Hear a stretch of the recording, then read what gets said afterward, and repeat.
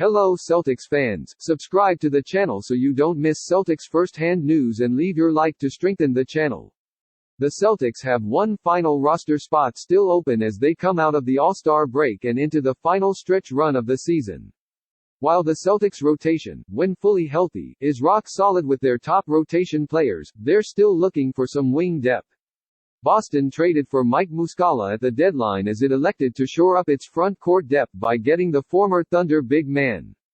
Muscala's fit in well and gives the C's some flexibility and shooting, but most importantly is an insurance option if the Celtics need it going forward. Muscala isn't expected to play heavy minutes in the playoffs but more so an option for the rest of the regular season.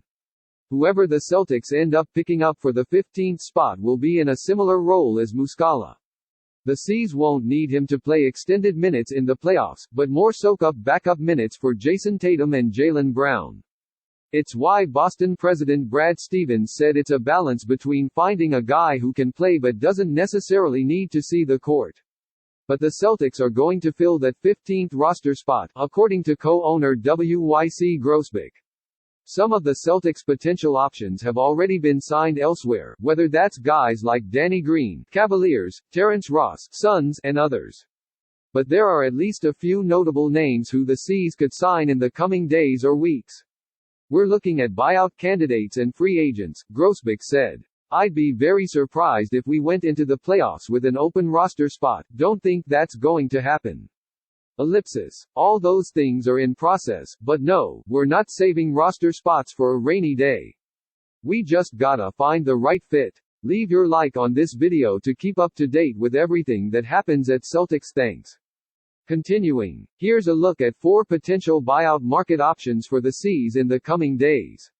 Will Barton was bought out by the Wizards officially Tuesday, making him a potential option for the Celtics. He had fallen out of the rotation in Washington as he looks to latch on with a contender going forward.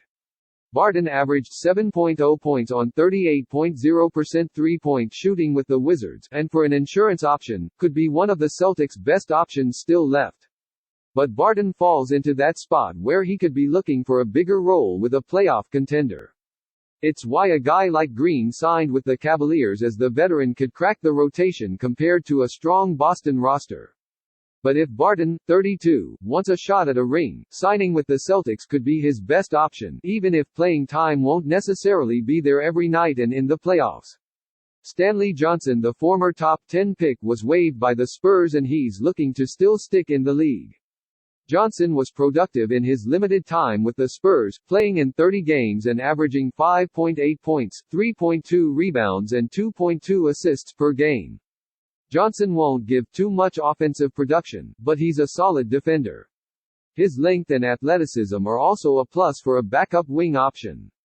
He won't move the needle too much, but could be a solid insurance option for the Celtics. Juan Toscano Anderson. No guarantee that he will be bought out by the Jazz after getting traded from the Lakers. But if he is available, Toscano Anderson could be the type of guy who could eat up some backup minutes and fill a role. That's what he did when he was the Warriors, winning a ring with Golden State last season. Toscano Anderson only played in 30 games for the Lakers this season, averaging 2.7 points per game. But he wouldn't be the worst option if he does hit the market.